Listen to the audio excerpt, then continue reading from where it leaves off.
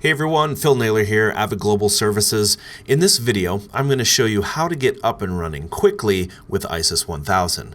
For detailed instructions or clarification on the steps that we'll go over here, take a look at the ISIS 1000 setup guide available in the software kit, or you can head over to avid.com/ISIS 1000 Quick Start and grab it there, along with loads of other useful information on ISIS 1000, like the README, administration guide, and the utility guide. You can even subscribe to this page and be notified when new documentation is added here. One other thing before we get started, we'll be creating a configuration using a single ISIS 1000.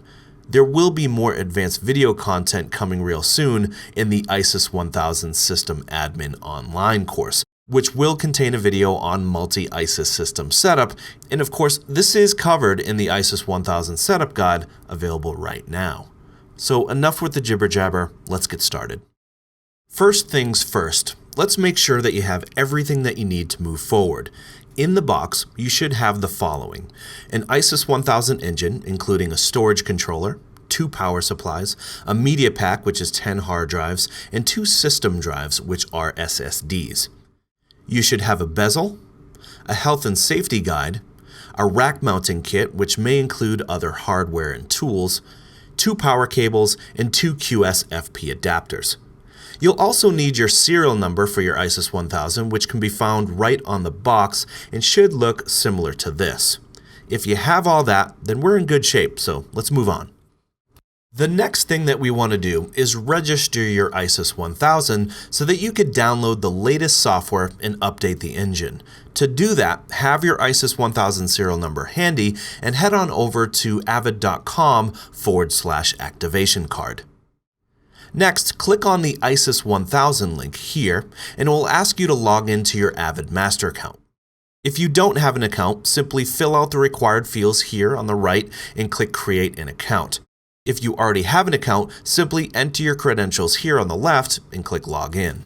On this page, it's asking for an activation or download code. For ISIS 1000, we've set it up to use your serial number, so enter your serial number here and click Activate Product. It's important that you follow this procedure for each ISIS 1000 engine that you own. Once your serial number is accepted, you should see ISIS 1000 in the list on your products page. Just in case you need to find it, once you log into your master account, click on My Products and Subscriptions, and you should see ISIS 1000 there.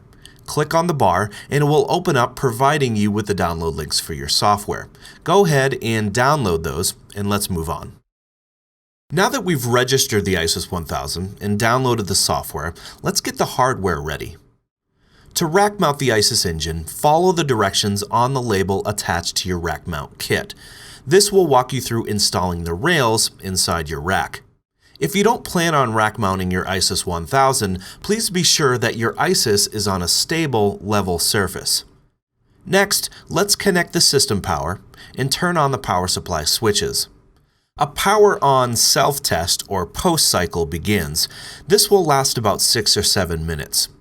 LEDs on the power supplies will light up and the fans will start after about 2 minutes and run at full speed for several more minutes.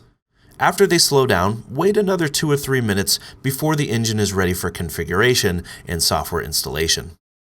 Once post is finished, let's connect the 10 gigabit port on the ISIS 1000 to a qualified network switch. You can find a full list of qualified network switches in the ISIS 1000 setup guide. Once you've finished that, we're ready to begin installing the software. To install the software, connect an Ethernet cable between the computer and the management port on the back of the ISIS 1000. We'll need to set the computer Ethernet interface to the following IP address and netmask.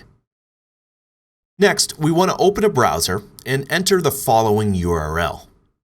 Enter the password se-admin, and then enter in the following required information. Keep in mind that I'm only using examples here. Storage system name, a unique host name, the IP address for the 10 gigabit switch interface, netmask, and gateway. And then when you're done, click Next set up a system time or optionally add NTP servers, and then optionally change the administrator password. Now we can install the software. Click Browse and select the bin file that you received when registering your ISIS.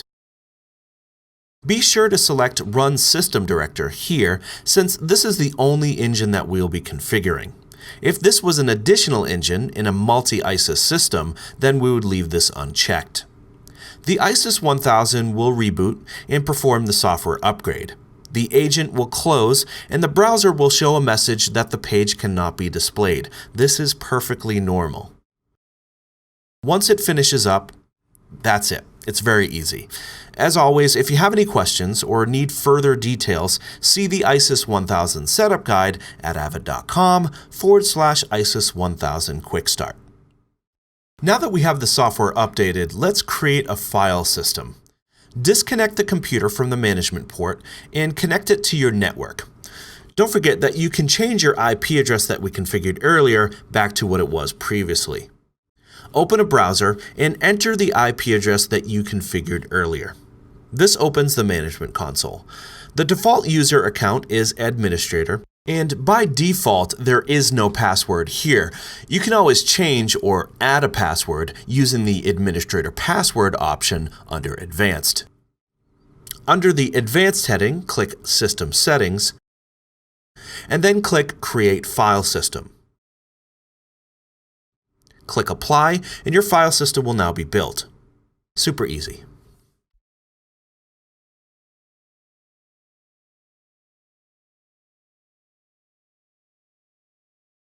Now let's bind the media packs. From the home screen of the management console, select Media Packs here.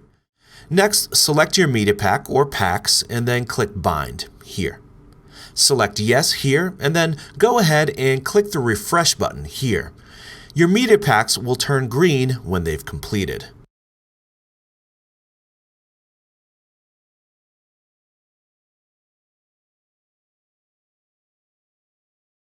Let's create a storage group. From the home screen of your management console, select Storage Groups under System here. Give your new storage group a name. Select the media packs that you wish to make up this storage group. Click Add, then click Apply.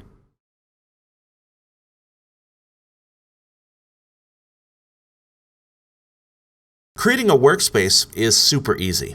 From the home screen, choose Workspaces under System here. Give it a name. Choose the capacity and click Apply. It's that easy.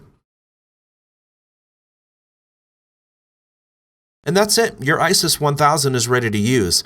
As I mentioned earlier, there is a new online course called ISIS 1000 System Administration that will dive deeper into ISIS 1000 and will allow you to get the most out of your ISIS 1000 system. So be on the lookout for that coming real soon. Well, that's it for me. See ya.